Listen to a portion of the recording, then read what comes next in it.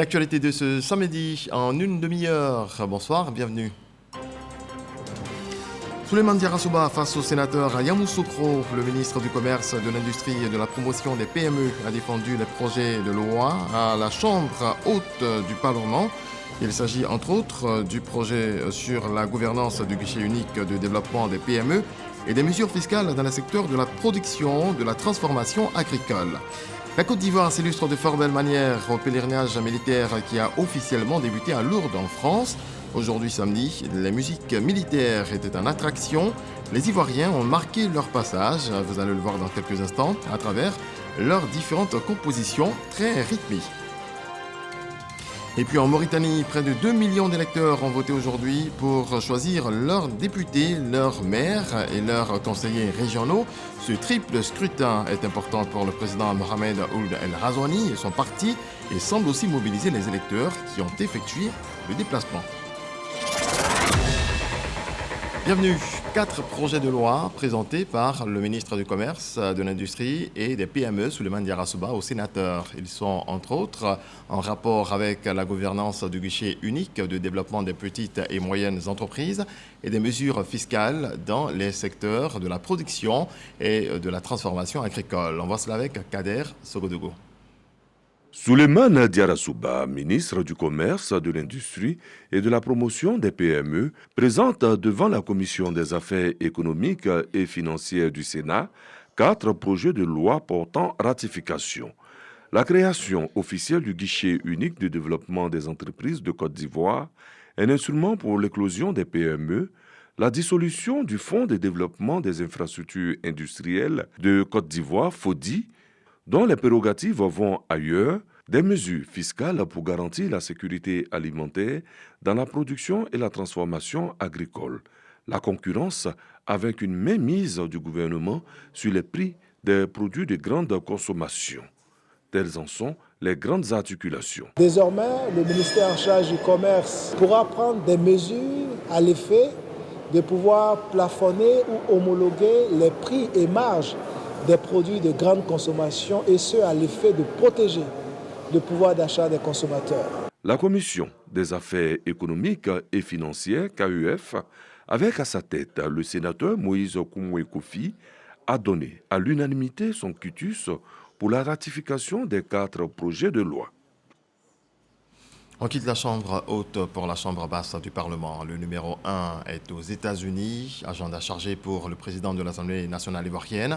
Après Washington, Adama Bictogo s'est rendu en Louisiane, où il était l'invité spécial du Capitole. Il a pris la parole devant le Sénat et la Chambre des représentants. Michel Digri. Nous sommes à Baton Rouge, capitale de l'État de Louisiane. Adama Bictogo est au perchoir du Sénat.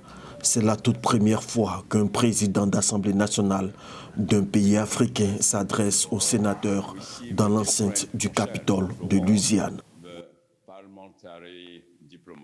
La diplomatie parlementaire nous permet de raffermir nos relations institutionnelles. Elle nous aura permis de venir vers vous pour découvrir de plus près vos institutions et envisager ensemble un renforcement de nos relations à travers une coopération fructueuse, marquée par le partage d'expériences et de valeurs chères à nos peuples respectifs. Nous serons très heureux de vous accueillir à notre tour en terre ivoirienne afin de poursuivre ce bel élan d'amitié et de fraternité dont nous posons aujourd'hui ensemble les premiers jalons. La première page de la coopération parlementaire entre la Côte d'Ivoire et la Louisiane est ainsi ouverte. Le deuxième temps fort de l'événement se déroule à la Chambre des représentants, constituée de 105 membres, 71 républicains, 32 démocrates et 2 indépendants. Je voudrais par ailleurs exprimer mon infinie gratitude au peuple de la Louisiane et à l'ensemble des parlementaires ici présents, au moment où je porte la voix du peuple de Côte d'Ivoire auprès du vaillant peuple fier de la Louisiane. C'est sur ces notes que je souhaite à chacun une bonne continuation dans vos fonctions de parlementaire pour la recherche permanente du bonheur de nos peuples. Vive l'amitié et la fraternité ivoiro-louisianaise. Long life Ivorian-Louisiana friendship and fraternity. Thank you. Le président de l'Assemblée nationale est ovationné. Avec lui, toute la délégation ivoirienne présente à Bâton Rouge. L'amitié parlementaire entre les deux États vient d'être scellée. Adama Bictoro donne ainsi un coup d'accélérateur à sa politique de diplomatie parlementaire affichée dès son élection à la tête de l'hémicycle ivoirien. Retour en Côte d'Ivoire, la direction des affaires maritimes et portuaires vient de renforcer ses effectifs. La 11e promotion des élèves sous-officiers a reçu ses épaulettes, de même que les élèves officiers et sous-officiers de la 56e promotion de l'École nationale d'administration de la filière affaires maritimes et portuaires. Abou Sanogo nous en parle. Ils sont issus de la 11e promotion de la Direction générale des affaires maritimes et portuaires. Ils sont de la promotion Gonkanou ou en Filbert. Ce sont au total 727 élèves officiers et sous-officiers, dont 6 élèves officiers de la 56e promotion de l'École nationale d'administration de la filière affaires maritimes et portuaires et 721 élèves sous-officiers de la 11e promotion des agents de la police maritime, dont 114 femmes. À l'issue de 2 années de formation théorique, technique et militaire, ils reçoivent leur baptême et leurs épaulettes des mains du ministre des Transports Amadou Koni et du représentant du ministre d'État, ministre de la Défense, parrain de la 11e promotion. Amadou Koni a exhorté les promus à la discipline et au travail. Je vous engage donc à accomplir les tâches qui sont les vôtres, dans un esprit de soumission à l'autorité et d'abnégation au travail, tout en ayant à l'esprit l'intérêt général. C'est pourquoi je vous invite à beaucoup de vigilance, de dévouement et à un esprit de discipline, comme il convient à tout agent de corps militaire ou paramilitaire. Le ministre d'État, ministre de la Défense, représenté par son directeur de cabinet adjoint, a invité ses filleuls à être des modèles. Au moment où la Côte d'Ivoire fait face à des menaces sécuritaires multiformes, votre responsabilité devient de plus en plus grande. Vous devez donc vous armer de courage, de détermination, d'un esprit patriotique sans réserve et d'un engagement total pour faire face aux côtés des forces de sécurité et de défense à ces fléaux qui menacent notre économie. Ils sont promus respectivement au grade de lieutenant et sergent stagiaire des affaires maritimes et portuaires. Notons que les affaires maritimes sont en charge de conduire la politique maritime du pays.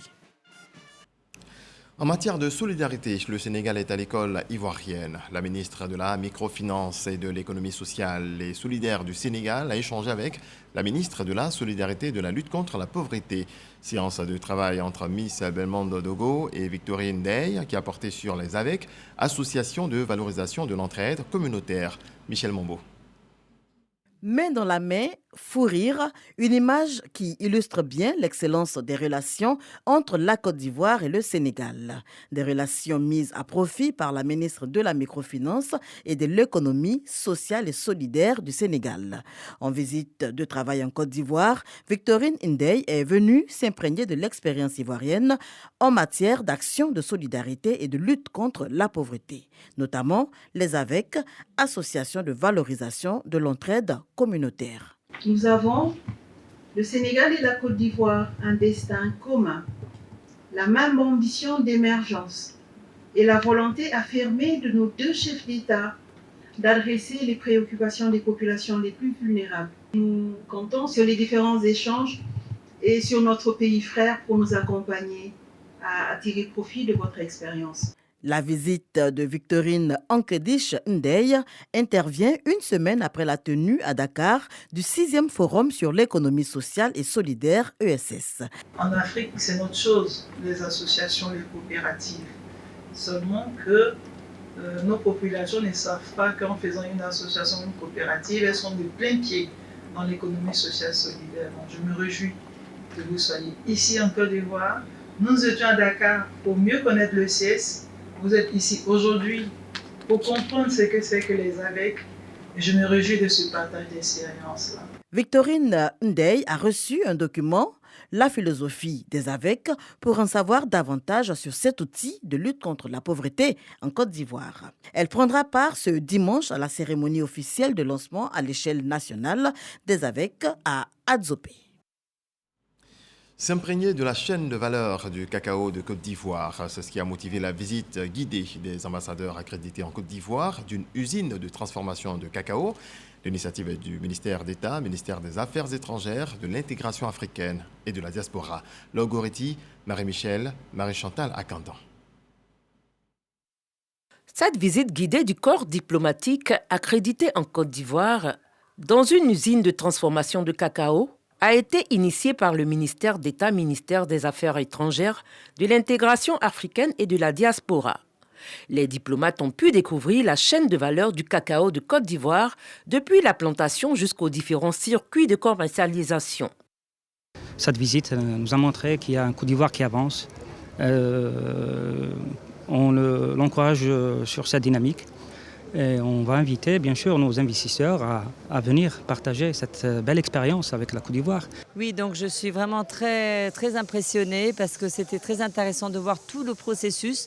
Ils ont une petite plantation expérimentale de cacao. On a vu depuis la fève jusqu'aux tablettes de chocolat. Et c'était très intéressant et c'est vraiment ça la diplomatie économique. Pour le directeur de la diplomatie économique, cette visite vise à faire la promotion du label Ivoire propice aux affaires. Oui, cette visite a 3 objectifs principaux. Nous voulons montrer au corps diplomatique que dans notre pays, nous pouvons travailler aussi bien, voire mieux que dans certains pays. Donc c'est pour leur lancer un appel pour venir investir en Côte d'Ivoire, nous aider dans notre politique de développement structurel de notre économie par le développement des grappes.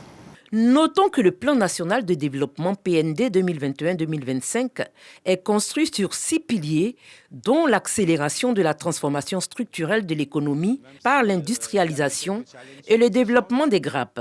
Le corps diplomatique pourra ainsi jouer sa partition en attirant les investisseurs dans la transformation des produits agricoles en Côte d'Ivoire. Une autre visite, celle du Conseil national pour la nutrition et la Banque mondiale dans le village de Biraima Djangodougou, dans le département de Mankono, un village dans lequel la lutte contre la malnutrition a porté ses fruits grâce à l'enveloppe de plus de 30 milliards de francs CFA décaissés par le gouvernement ivoirien avec l'appui de la Banque mondiale. Khalil Diomandé, Didier Nguessan. Au son du balafon et du tambour, les populations de Biraima Djangodougou dans le département de Mankono célèbrent le triomphe contre la malnutrition. Cette pathologie qui raccourcissait le cycle de vie de leurs enfants il y a 3 ans est aujourd'hui freinée avec tout son corollaire de désastres. On dénombre 0 cas de malnutrition dans ce village. Un combat sanitaire gagné grâce à l'implantation en 2020 du FRAN, le foyer de renforcement des activités de nutrition communautaire, par le gouvernement avec l'appui de la Banque mondiale. Avant l'arrivée du projet ici dans ce village de Biraima, il y avait assez de décès liés à la malnutrition. Et au départ, on ne savait pas qu'on appelait ça malnutrition. Lorsqu'on voit un enfant avec un gros ventre, un ventre ballonné, de petits pieds, on se dit déjà que c'est un sort. Avant la mise en place de ce projet, on donnait toutes sortes de nourriture aux enfants. On nous a montré la façon dont nous devons préparer pour nos enfants. Aujourd'hui, les enfants se portent bien. La satisfaction des populations est aussi partagée par le Conseil national pour la nutrition et le partenaire financier. La population a compris que le fait d'avoir un enfant, d'avoir le ventre ballonné, être chétif, avoir des petites jambes, n'est pas lié à la sorcellerie. Cette mentalité vraiment a changé de façon positive. De manière unanime, tout le monde a reconnu que le projet a vraiment façonné leur vie. Et lorsque le projet change la vie de manière positive, qu'est-ce qu'il faut faire? Il faut en faire sorte que le projet soit pérennisé. Au terme des échanges avec les populations, la délégation de la Banque mondiale a visité le foyer de renforcement des activités de nutrition communautaire de Biraima Djangodougou. Question de s'imprégner des activités ludiques mises en place pour l'épanouissement des tout-petits. Aboussou Toba, c'est le nom guerrier de Eric Taba. Le chef protocole du président de la République a intégré la génération Tchaba Djiou à Mbadon. C'était au cours d'une cérémonie suivie par Jean-Marc Adjadji. Au rythme du tabrognan, tam-tam hatchant utilisé lors des festivités, Eric Taba esquisse ses premiers pas de danse en compagnie du grand guerrier.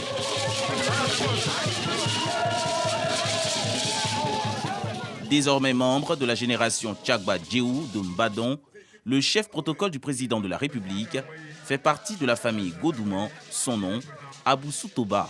Monsieur Eric Taba s'est présenté à Mbadon, il veut être fils de Mbadon et il veut appartenir à une catégorie. Aujourd'hui, vu le lancement des festivités de la sortie officielle de la génération Blessoué, on a fait de cela une fête d'ensemble pour célébrer notre frère Eric Taba. Cette intégration à la génération Tchagba Djéou intervient 3 mois après celle d'Anonou. Cela démontre de sa volonté d'être parmi les siens de Cocody.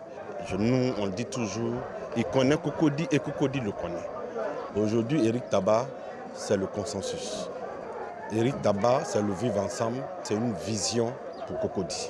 Plus tard dans l'après-midi au sein du dit village, Eric Taba était aux côtés du chef du village de Mbadon pour la remise de trophées aux vainqueurs du tournoi de Maracana, dont il est le parrain.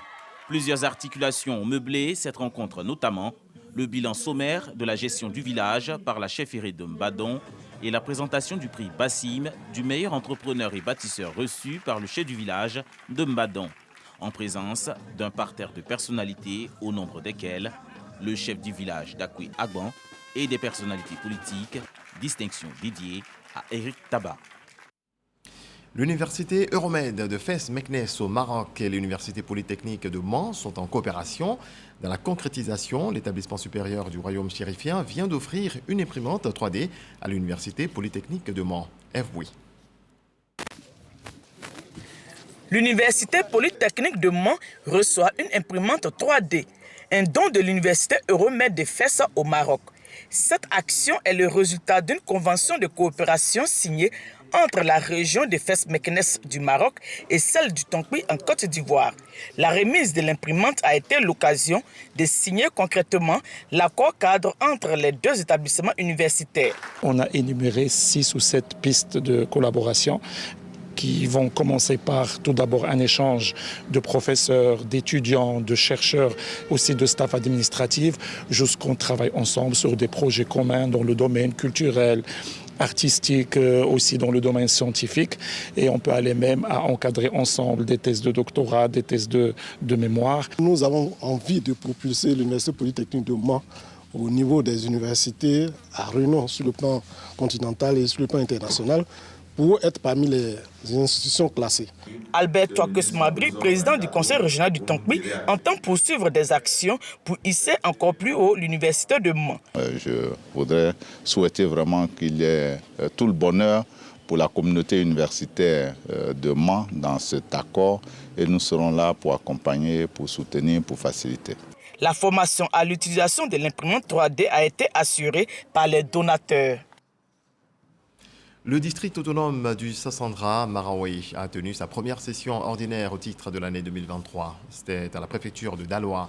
Plusieurs points étaient à l'ordre du jour, notamment l'examen et l'adoption du compte administratif 2022 du ministre-gouverneur ainsi que du budget primitif 2023. Jean-Marc Adjadji. 1,9 milliard de francs CFA, c'est le montant du budget primitif adopté à l'unanimité par les conseillers. Il s'équilibre en recettes et en dépenses. Plusieurs secteurs d'activité, dont l'éducation, la culture, les infrastructures routières, la santé, l'hydraulique, sont inscrits au programme. Ils bénéficieront de financements provenant du dit budget. Pour mener à bien la mission d'assurer le bien-être des administrés, le ministre-gouverneur demande l'implication de toutes les couches socio-professionnelles. C'est pour les populations que le président Alassane Ouattara a mis en place donc ces districts-là. C'est-à-dire, c'est pour procéder au développement des régions. Ce qui veut dire que nous demandons leur adhésion pour que ces populations puissent nous accompagner dans l'exécution de nos missions. Parce que si les populations ne suivent pas, ça va créer une certaine contradiction et ce ne serait pas bon pour réussir la mission de développement interne des régions. Nous avons regardé la vision du gouverneur, du ministre-gouverneur, qui est une vision qui prend en compte l'ensemble des problèmes du district et surtout les travaux qui ont été réalisés par son équipe nous ont permis de voir qu'il y avait vraiment une volonté de satisfaire nos parents, une volonté de faire du district un instrument de développement au service de nos populations. C'est le préfet de la région de la Maraoué, préfet du département de Boiflé, qui ouvre les travaux de cette première session ordinaire au titre de l'année 2023, après l'appel nominal des conseillers du district.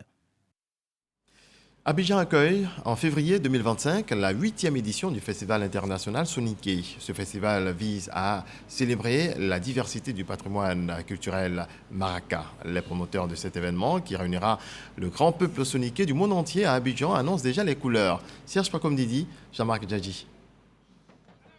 Les Soninké ou encore maracas du monde entier se retrouveront en Côte d'Ivoire en février 2025.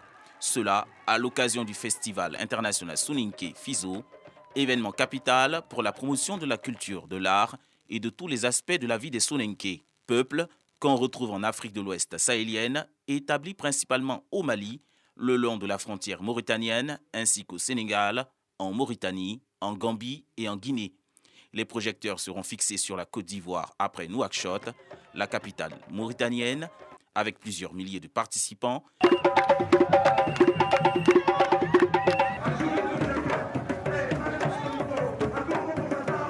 De passage à Abidjan, Ousmane Diagana, président de la coordination internationale des associations Soninké, annonce déjà les couleurs de l'événement. Ce festival international qui va avoir lieu ici à Abidjan en 2025 va être un événement grandiose qui va rehausser non seulement l'image de la Côte d'Ivoire, mais également des Soninké dans ce pays. Dambélé Adia, président de la branche ivoirienne de cette association, se dit heureux d'accueillir l'édition 2025 de cet événement.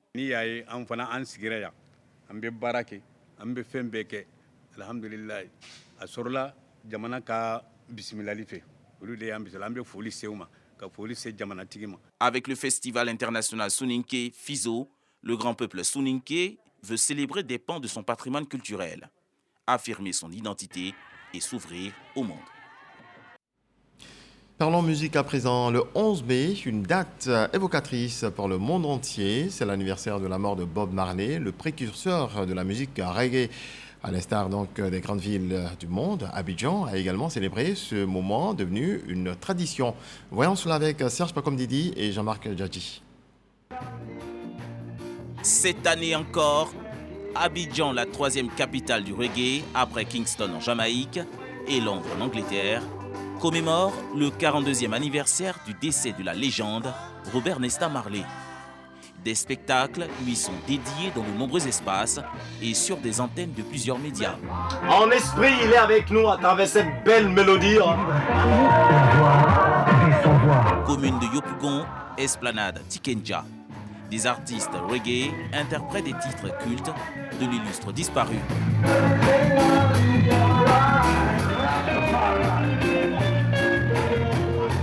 Une célébration, mais aussi une aubaine pour des commerçants pour faire fructifier leurs affaires. Je vends les débardeurs Bob Marley, les t-shirts Bob Marley, les robes Bob Marley, les bonnets, les bouts d'oreilles, tous les accessoires, chaussures rouges, jaunes, verts, ça marche très bien.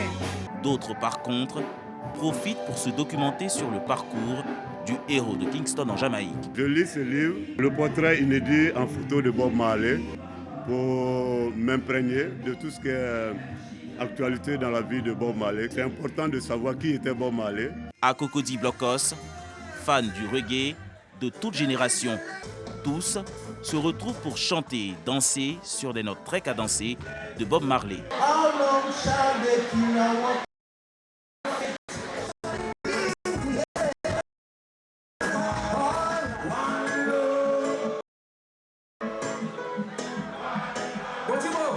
C'est une manière pour nous de continuer à célébrer son esprit, son message et ce qu'il a légué. Robert Nesta Marley, c'est un talent, des compositions qui traversent des générations. Je suis né le 11 mai et lui il est mort le 11 mai. Il a rendu aussi célèbre ma date d'anniversaire. C'est une célébration pour moi.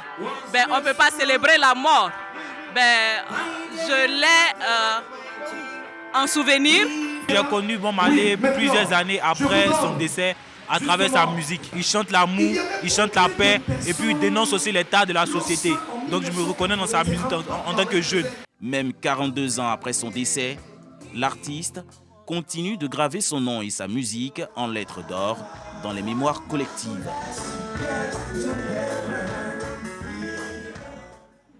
Je le disais en titre, la Côte d'Ivoire s'illustre de fort belle manière au pèlerinage militaire qui a officiellement débuté à Lourdes, en France. Aujourd'hui samedi, les musiques militaires étaient en attraction. Les Ivoiriens ont marqué leur passage, vous allez le voir dans quelques instants, à travers leurs différentes compositions très rythmées. C'est ce que nous apprend Eugène Atoubé. C'est un rituel bien connu à Lourdes. Au lendemain de l'ouverture du pèlerinage militaire international, les formations de chaque pays offrent des prestations de musique gratuite dans le cadre du Festival des musiques militaires. La Côte d'Ivoire, pour cette 63e édition, parmi la quarantaine de nations présentes, a séduit et touché par ces prestations. Aux divers endroits où les musiciens du détachement ivoirien ont joué, militaires de tous les continents et populations civiles se sont laissés emporter par la chaleur et le rythme de morceaux religieux profanes joués par les musiciens militaires de la garde républicaine de Côte d'Ivoire. On est venu louer le Seigneur, Dieu merci. Faut être content, faut avoir la joie dans le cœur et alléluia. J'ai mis l'ambiance avec tout le monde et c'était vraiment très agréable de danser avec nous, franchement. La musique est ambassadrice de la nation du drapeau orange blanc vert. Et du coup, quand nous on vient quelque part, on essaie de proposer notre musique chaude qui traduit notre climat et puis tout ce qu'on voit en Afrique. On fait le show et puis on s'éclate. Ils aiment. Des militaires des pays d'Europe, d'Amérique et d'Afrique en communion avec leurs frères d'armes ivoiriens, chantant et dansant au rythme de la fanfare. Belle image que les nombreux spectateurs ont pris du plaisir à immortaliser en souvenir et pour la postérité. Le Festival de musique militaire, dimension festive du pèlerinage militaire international, aura montré que militaires et civils sont enclins à entretenir de bons rapports sur fond de fraternité et d'amour. Quand on voit les drapeaux de nos pays, c'est une fierté. Quand un est là, c'est toute l'Afrique qui est là. Même si on est vraiment des rivaux au football, mais on est les inséparables. Nous sommes très heureux de voir que chaque année, des Camerounais, des Français, des Hongrois, des Polonais, des Allemands, des Américains, des Ukrainiens viennent s'unir spontanément à la Côte d'Ivoire pour partager et vivre ce moment festif au-delà de la prière. C'est aussi par ces moments-là que nous allons pouvoir partager la paix, des messages de paix à travers le monde entier. Dans les cafés et les rues de Lourdes jusqu'au sanctuaire, les Ivoiriens reconnaissables par leur tenue et casquette reçoivent de nombreuses félicitations. Les pèlerinages antérieurs ont posé les jalons de ce mérite. La musique militaire, par sa prestation admirable, vient ajouter à la visibilité de la Côte d'Ivoire. Depuis 4 ans maintenant, le Festival international du cinéma africain de Kouriba organise une projection de films à la prison locale de la ville. Cette année, à l'occasion de cette 23e édition du festival, la tradition a été respectée. C'est ce que nous dit Issa Tchonayeo. Rapprocher le cinéma et donner de l'espoir aux prisonniers. Les responsables du Festival international du cinéma africain de Kouriba en ont fait une priorité. Pour ce faire, depuis 4 éditions, une projection de films a lieu à la prison locale de Kouriba pour égayer les détenus. Cette année, c'est le film Anato qui a été projeté. C'est un long métrage qui parle d'une histoire d'amour qui commence à Saint-Louis, au Sénégal, et qui se termine ici au Maroc. J'ai essayé de traiter le sujet de l'identité africaine, parce qu'ici au Maroc et dans le nord de l'Afrique, il y a une identité un peu brouillée.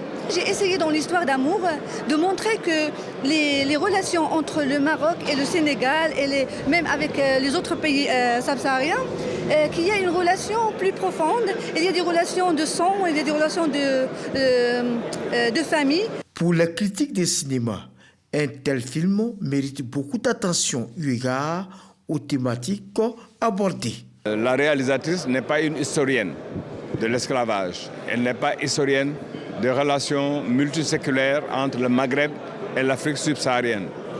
Mais malgré cela, il y a quand même des choses sur lesquelles on peut s'appuyer et discuter, approfondir, pour que le public qui voit ce film-là comprenne les enjeux qui sont posés par le film.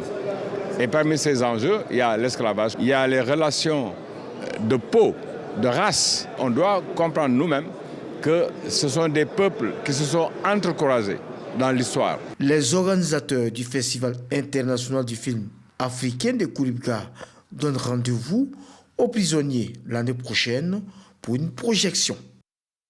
Dans le reste de l'actualité en bref et en images, les Mauritaniens ont voté aujourd'hui pour des élections législatives et locales qui constituent un test pour le président Mohamed Ould Ghazouani à 1 an de la présidentielle.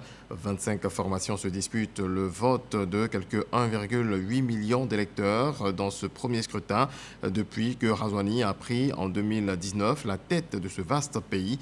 Les Mauritaniens doivent élire 176 députés, 15 conseils régionaux et 238 conseils municipaux. Ils se sont mobilisés aujourd'hui.